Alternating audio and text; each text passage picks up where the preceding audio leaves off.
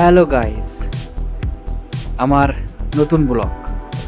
আজকে আমরা কান্দি টু বহরমপুর যাচ্ছি। তোমরা দেখো, ভালো লাগবে, অনেক ভালো লাগবে।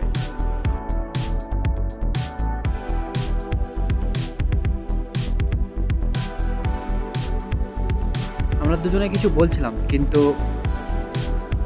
অনেক হাওয়া বহাচ্ছিল, সেই জন্য আমাদের কথাগুলো ক্যাপচার হয়নি। যা হোক, আমরা দ্বিতীয়বার ইনশাআল্লাহ চেষ্টা করব ক্যাপচার করার। এই সামনে যে ব্রিজটা দেখতে পাচ্ছ, এটা হলো বহরমপুর বাইপাস। ঠিক আছে, কিছুক্ষণের ভিতরে আমরা ঢুকবো রেলগেট।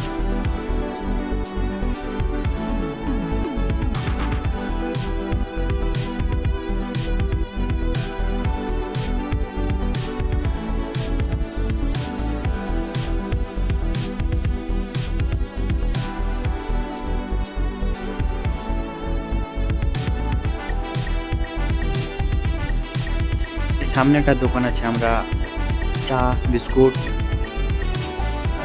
থামস আপ বাট কিছু খাবো বলে একটু দাঁড়ালাম। সামনে আমার বন্ধু আছে, সে বলছে কি খাবি বল। যা হোক, ও বলছে চাল ভাজা খা, আমি বলছি না, চাল ভাজা খাবো না। তারপর বিস্কুট নিলাম, বিস্কুটটা খেলাম। বিস্কুটটা সেরকম, চাটা আমাদেরকে ভালো লাগে না। এইমাত্র আমরা রেলগেট পৌঁছে গেলাম। তারপর আমাদের বাইকের একটু সমস্যা দেখাচ্ছিল। যা হোক, আমরা বাইকটাকে ঠিক করে আবার রেলগেটটা পার হচ্ছি। আমরা যখন রেলগেটটা পার হলাম, ট্রেন আসেনি। যা হোক, আমরা বেঁচে গেছি।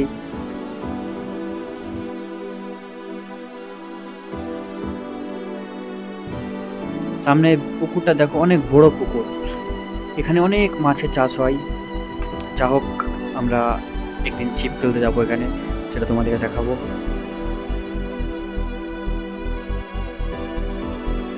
তারপর আমরা বহরমপুর হাই রোডে উঠে পড়লাম। কিছুক্ষণ পরে আমরা বেরোবো বহরমপুর, গঙ্গা পার হব। এইমাত্র আমরা গঙ্গার দিকে যাচ্ছি। এই গঙ্গা ব্রিজে উঠে পড়লাম। এটা দেখো, গঙ্গাটা দেখো কত বড়, কত ওয়াও। সেদিন বৃষ্টি হচ্ছিল, ওয়েদারটা খুব দারুণ ছিল। ভিডিওটা করা যাচ্ছিল না। যা হোক, কি আর বলবো, ওয়েদারটা কিন্তু সেরকম দারুণ দারুণ ওয়াও। বাট বাইকে ট্যুর করতে সেরকমই ভালো লাগে এইসব ওয়েদারে।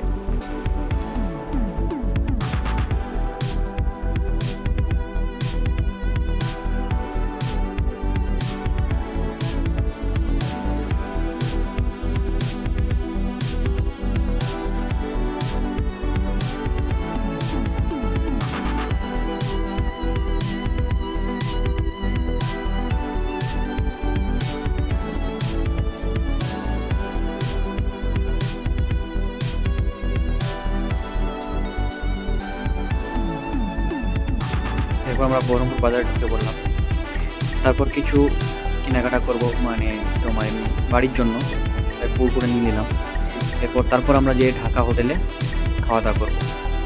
খাওয়া দাওয়ার পর আমরা আবার আমাদের বাইক ছিল, বাইকটা আমরা রেখেছি বহরমপুরে কিছু প্রোগ্রামের জন্য।